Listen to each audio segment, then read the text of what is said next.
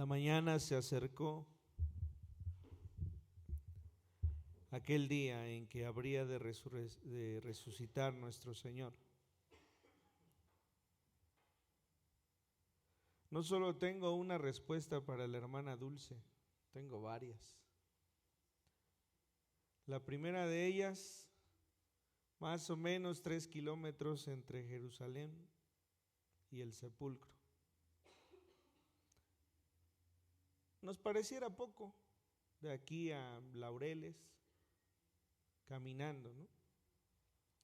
Pero hace rato me le acercaba a mi mamá y le decía, ¿cuánto tiempo hacían ustedes caminando cuando tenían sus reuniones?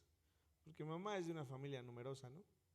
Entonces mis abuelos los llevaban y caminando, no había de otra, ¿no? O en tractor y todos ahí montados en el, se me fue hasta el nombre. Pero dice, cuando íbamos cerquita era rápido, pero cuando íbamos un poquito más lejos, pues unas 6 horas. 6 horas caminando, y no estoy hablando de algo único en su familia, ¿eh? Yo estoy seguro que las personas más adultas en las congregaciones longevas hacían este tipo de caminatas constantemente. Debo decir, hermanos, que son las 7:50 de la mañana y habemos más que cuando hay oración a las 10:30, ¿eh? Así que yo estoy seguro que ustedes pueden llegar a las 10:30. ¿Y por qué hablo de esto? ¿Por qué mi insistencia? Aquellas mujeres, aquella mujer que nos narra la vida, la Biblia, se levantó muy de mañana. Ellos habían escuchado de su Señor que habría de resucitar, pero a lo largo de este capítulo que Juan nos narra, hay no cierta duda, sino no hay una seguridad de que esto haya acontecido. No es que fuera al sepulcro a los 3 días para ver si había resucitado, no. Ella estaba buscando a un hombre muerto. Tan es así que cuando no encuentra al Señor, cuando la tumba está vacía, casi con un llanto desconsolado pregunta por él. Pero hemos de levantarnos de mañana, porque esto es una actitud de fe. Solo los hombres y las mujeres que se levantan y buscan del Señor le encuentran de una manera especial.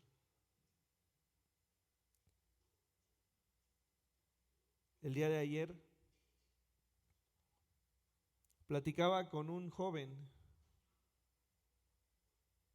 de lo cual les voy a decir, no tengo dudas que haya sucedido, de un joven que esta semana muchos dicen resucitó.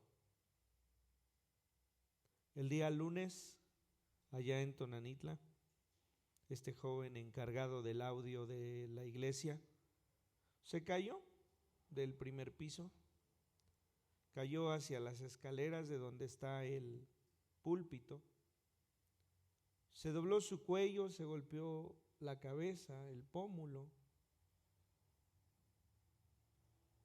y cuando lo voltearon para que estuviese boca arriba, decía el hermano Fer, pusimos un cojín debajo de su cabeza y él decía, su mirada se puso en blanco. Su lengua salió de su boca y dice el hermano Fernando, yo estoy seguro que no tenía aliento. Y la iglesia empezó a clamar. La hermana que daba testimonio ayer decía, yo oré por él como si fuese mi propio hijo. ¿Cómo ora uno por los hijos con una desesperación tal? Y pasado el tiempo, el joven empezó a cobrar aliento. Trajeron a la ambulancia, lo llevaron, lo analizaron, se quedó en observación. Y el día de ayer estaba allí sentado. Pero hablamos de una iglesia que dispone su corazón cada año desde hace mucho tiempo para ayunar toda una semana, de lunes a domingo, con el único fin de encontrarse con la voz del Señor. Dios es el mismo que resucitó, es el mismo que creó los cielos y la tierra, y es el mismo que aún en nuestros días hace milagros y prodigios. Pero solo los que se levantan de mañana pueden conocer el poder del Señor. Alguna vez iba con mi papá, con algunos hermanos, con uno que por la gracia del Señor tiene ese don de sanidad. Eso existe, la Biblia nos habla de ello, ¿no? Y yo decía, porque entrábamos a aquel lugar y se sentía la presencia de Dios de una manera que pocas veces, debo decirlo, he sentido. Y decía, Señor, nosotros también necesitamos de esos milagros. Pocas veces la respuesta del Señor ha sido tan clara en mi vida, y esa fue una de ellas. En una respuesta que quizá deberíamos todos comprender. La respuesta era: tú solo estás viendo el resultado de estar día a día en mi presencia.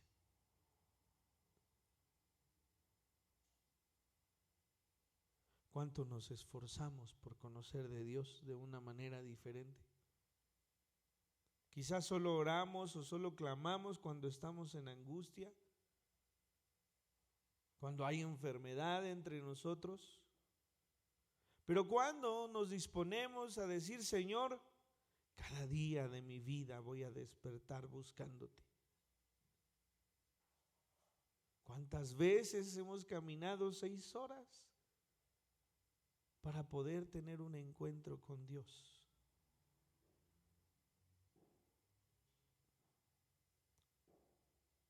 Esta mujer se había levantado aún en la oscuridad para venir al sepulcro donde estaba su Señor,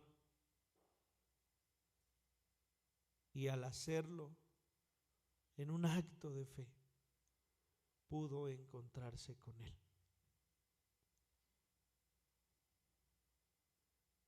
Juan es otro de ellos. Leímos en esta primera lectura cómo dice que Pedro, y sin nombrarse a sí mismo, porque él es el escritor de este evangelio, dice que corrió el otro discípulo, así se dice al mismo, y el otro discípulo corrió más fuerte.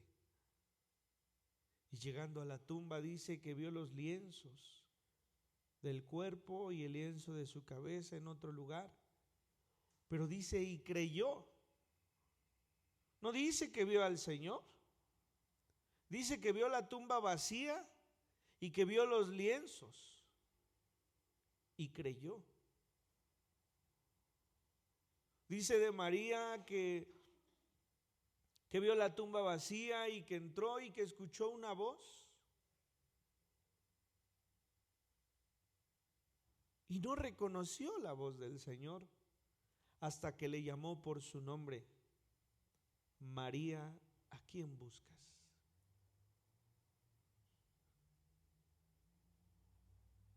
Ella fue entonces que seguramente recordó que el Señor dijo que resucitaría 3 días después de su muerte.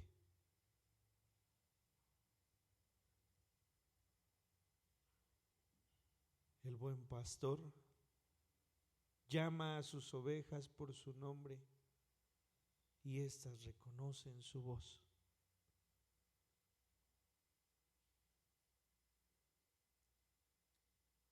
Posteriormente, el mismo Juan nos relata acerca de Tomás. Todos los discípulos le cuentan: hemos visto al Maestro, ha resucitado. Pero Tomás, en un acto de incredulidad, debemos llamar las cosas por su nombre, dice: yo no creeré en él si no metiese mi mano en su costado. Así que el Señor misericordiosamente se aproxima a Tomás y le dice: Tomás, mete tu mano en mi costado. Así que Tomás cree en ese momento lo que el Señor ha dicho, y con una respuesta amorosa, el Señor le responde: porque me viste, creíste. Es decir, aunque haya sido incrédulo, me he presentado delante de ti y ahora puedes creer porque me has visto. Esto nos debe hablar a nosotros y nos debe hacer tener tranquilidad, hermanos, de que si es necesario que el Señor se presente delante de alguno para que éste crea, misericordiosamente Él lo hará. Habrá quienes se les presente y que no crean, pero si Dios necesita aparecerle a alguno para que éste no se pierda, Él lo hará. Confiemos en que todos aquellos a los que amamos, el Señor les alcance como les tenga que alcanzar. Así que en este mismo capítulo tenemos 3 relatos, sin incluir a Pedro,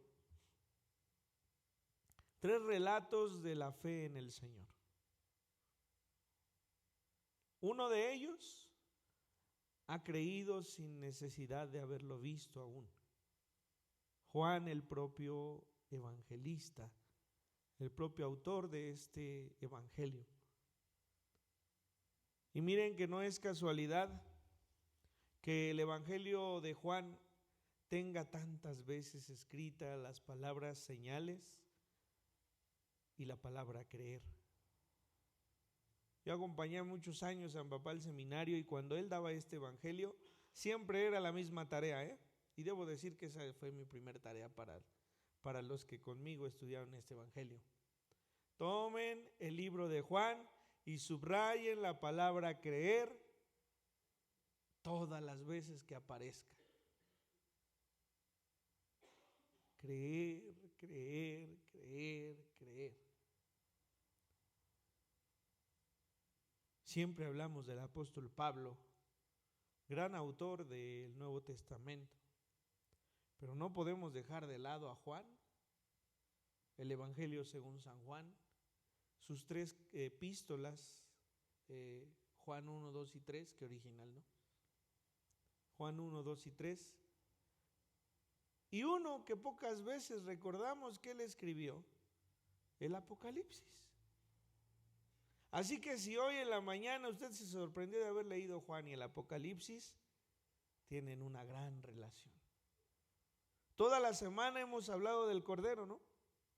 El Cordero que fue elegido desde antes de la fundación de la tierra, el Cordero que fue examinado durante esos 4 días previos a ser crucificado, el Cordero que derramó su sangre al ser inmolado en la cruz del Calvario. Y ahora Juan, en este capítulo 5, nos deja ver lo maravilloso del poder del Señor al haber resucitado. Y este capítulo 5 dice: y vi en la mano derecha del que estaba sentado en el trono un libro escrito por dentro y por fuera, sellado con 7 sellos.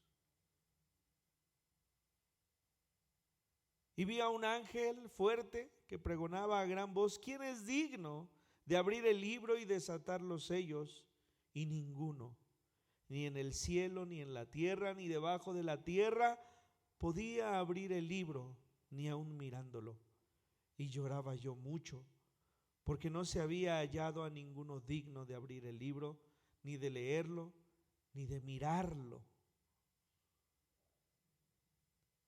Este mismo apóstol que se encontró con ese sepulcro vacío, que se encontró con esos lienzos sobre esa tumba, que creyó sin necesidad de haber visto al Señor en ese momento, es el mismo al cual le fue dada esta profecía.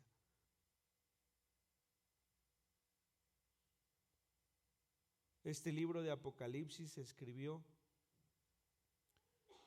algunos dicen por el año 94 o 96 después de Cristo. Si el Señor Jesucristo tenía 33 años cuando fue su ministerio y cuando murió, y si hay un desfase de por lo menos 3 años en la narrativa, es decir, murió por ahí del año 36 de nuestra era, quiere decir que por lo menos había 60 años de diferencia. 60 años, este apóstol ya viejo, ya anciano. Si fuese contemporáneo al Señor, por lo menos tendría 100 años. Y solo a Él, en donde la fe es firme, pudo venir esta profecía para ser escrita. Las iglesias de las cuales habla este libro en un principio, reconocemos algunos nombres, ¿no? Por lo menos el de Éfeso. Hemos estudiado de los efesios, del viaje de Pablo a este lugar, ¿no? Han pasado 60 años y esta iglesia dice, ha olvidado su primer amor. Y así nombra a cada una de ellas, ¿no? Pues este hombre que ha servido al llamado del Señor durante tantos años, ahora está recluido, está exiliado en una isla de Patmos. Y ahí es donde viene esta visión del Apocalipsis. Y dice, y yo lloraba porque no había uno solo que fuese digno de abrir los sellos. Y uno de los ancianos me dijo, no llores. He aquí que el león de la tribu de Judá, la raíz de David, ha vencido para abrir el libro y desatar los 7 sellos. Todo lo que tú has predicado, Juan, durante tanto tiempo, hoy tomará otra forma, porque Dios te habrá de revelar todo lo que habrá de pasar. Y miré y vi que en medio del trono y de los 4 seres vivientes y en medio de los ancianos estaba en pie un cordero como inmolado. ¿Dónde he visto esto? Imagínense el pensamiento de Juan. Él vio morir a ese cordero. Lo vio ser lastimado y crucificado, pero también lo vio resucitar. Ese cordero inmolado, del cual hay señales ahora, es con el que se encontró hace ya 60 años. Estaba en pie un cordero como inmolado, que tenía 7 cuernos y 7 ojos, los cuales son los 7 espíritus de Dios enviados por toda la tierra, y vino y tomó el libro de la mano derecha del que estaba sentado en el trono.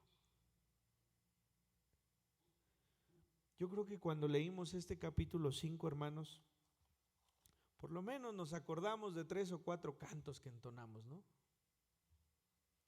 Hermanos, no dimensionamos lo que nuestra boca dice. No dimensionamos lo que nuestros labios hablan cuando entonamos una alabanza delante de nuestro Dios. Él es digno de abrir los sellos, cantamos.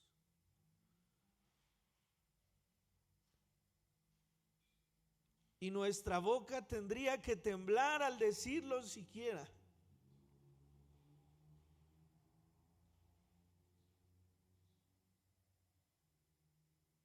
Porque cuando esto suceda, hermanos, el Señor ya habrá venido por su iglesia. Ese mismo que Juan vio ser crucificado, en el cual creyó que había resucitado, ese mismo vendrá por su iglesia. Y Él es el único digno de abrir los sellos de ese libro que desatan los juicios eternos, los juicios de salvación y los juicios de condenación.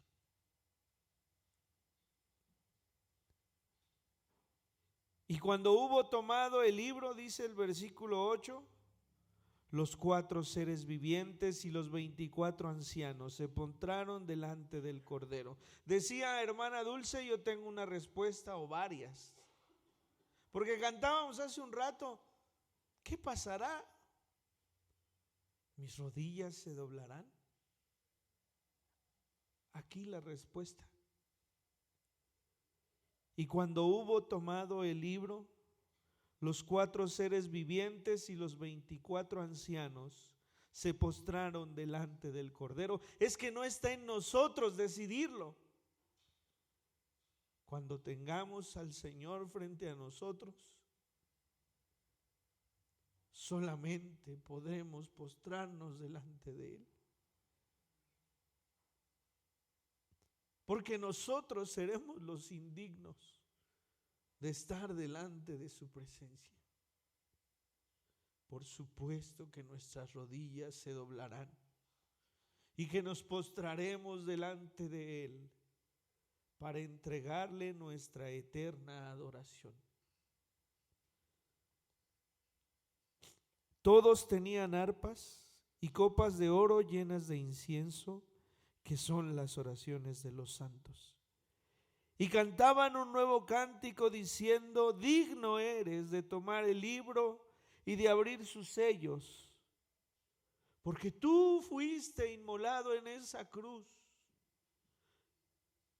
porque tú fuiste sacrificado en esa cruz, porque tú fuiste puesto allí como holocausto para perdón de nuestras faltas. Y con tu sangre nos has redimido para Dios de todo linaje y lengua y pueblo y nación. Y nos has hecho para nuestro Dios reyes y sacerdotes, y reinaremos sobre la tierra. Eso es lo que el Señor Jesucristo hizo en la cruz del Calvario. Nos redimió a todos los que hemos creído en su nombre, para levantarnos por reyes y sacerdotes, a indignos, a pecadores, a hombres muertos. A esos ha levantado como reyes y sacerdotes por aquella sangre que el Cordero, del cual hemos mencionado tanto, fue derramada. Y miré y oí la voz de muchos ángeles alrededor del trono, y de los seres vivientes y de los ancianos, y su número era millones de millones, que decían a gran voz: el Cordero que fue inmolado es digno de tomar el poder, las riquezas, la sabiduría, la fortaleza, la honra y la gloria y la alabanza. Y a todo lo creado que está en el cielo y sobre la tierra y debajo de la tierra y en el mar, y a todas las cosas que en ellos hay, oí decir al que está sentado en el trono y al Cordero sea la alabanza, la honra la gloria y el poder por los siglos de los siglos. Así que no dudemos qué sucederá, porque solamente podremos estar en su presencia, postrados, adorando y exaltando su nombre, porque Él es el único digno de recibir tal adoración. Por ello, hermanos, cuando alguien niega la divinidad del Señor Jesucristo, comete un error blasfemo, porque a nadie se le puede rendir tal adoración si no es a Dios. Y esta adoración de la cual el Apocalipsis nos narra, solamente puede ser para Dios. Si el Señor Jesucristo no es Dios, esto no podría suceder. Así que, hermanos, este es el motivo de nuestra celebración. Y si tuviésemos que caminar 6 horas para estar en este lugar, sería lo mejor que pudiésemos hacer. Porque entonces, quizá entonces, Dios se manifieste a nuestras vidas de una manera sobrenatural y nos muestre la gloria de su nombre. Veríamos sus milagros y prodigios, porque Él es el mismo que creó los cielos y la tierra, es el mismo que nos formó a todos nosotros, es el mismo que murió y resucitó, y es el mismo al cual postrados adoraremos y glorificaremos su santo nombre. Señor, ciertamente somos indignos de venir delante de ti. O debo decir, ciertamente éramos indignos de venir delante de ti. Porque dice esta palabra que el Cordero inmolado nos ha de presentar a través de su sangre como reyes y sacerdotes delante de nuestro Dios. Lo que se perdió en el huerto, Señor, se recuperó en la cruz del Calvario. Es tu resurrección la mayor muestra y señal que habremos de creer para que el día que tú vengas por tu iglesia, Señor, seamos parte de ella. Glorificamos tu nombre, Señor, y te rogamos que nos permitas estar en aquel día, Señor, delante de tus pies, postrados, adorándote, adorando al único que es digno de recibir tal adoración. Te damos gracias, porque la fe de todos aquellos que estuvieron sirviéndote nos ha sido mostrada a través de tu palabra. Permítenos siempre, Señor, ser bienaventurados y creer sin necesidad de ver. Gracias, porque es tu revelación la que nos ha hecho salvos. Bendecimos tu nombre, Señor, y nos gozamos en esta mañana por lo mucho que tú has hecho.